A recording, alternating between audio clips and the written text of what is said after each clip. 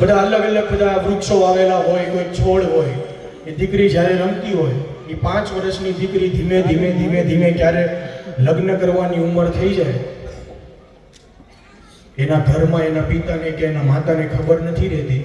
આ દીકરીને જ્યારે ભણાવવાની હોય, દીકરીને જ્યારે લગ્ન થતા હોય, એ ગમે એવા કટણ હૈયાનો બાપ હોય, બજારમાં એની ગમે એવી રૂઆબ હોય, પણ એની દીકરીને વળીને જતા જોઈને, એની દીકરીની વિદાય જોઈને, એ કદાચ એની બાપના આંખમાં આંગળા ન આવે તો કાં તમને જોતા નથી આવડ્યું, કાં એના બાપને રોતા નથી આવડ્યું.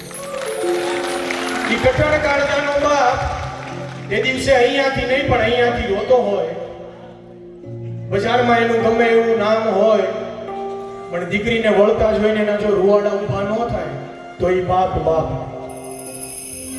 દીકરી જ્યારે વળીને જતી હોય, આપણને બધાને ખબર છે કે જ્યારે દીકરી વિદાય લેતી હોય આપણા ઘરેથી, એટલે એના પિતાને સૌથી છેલ્લે મળવા આવે, એને પગે લાગવા કે એના આશીર્વાદ લેવા સૌથી છેલ્લે આવે.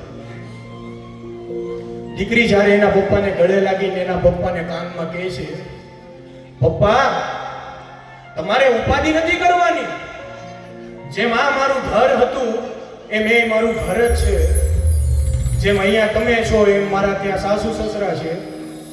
તમે ઠામું કે ઉપાધિ ન કરતા, મારી ક્યારેય કોઈ રાવ નહીં આવે, મારી ક્યારેય કોઈ ફરિયાદ નહીં આવે. એ 50 કે 60 વર્ષના બાપને એની જિંદગીમાં ક્યારે હાશકારો નહીં થયો હોય, યા બે વેણ સાંભળીને એના બાપને હાશકારો થાય કે અમારી દીકરી છે, આ એને આપેલા અમારા સંસ્કાર છે, આ અમારું સંતાન છે. અને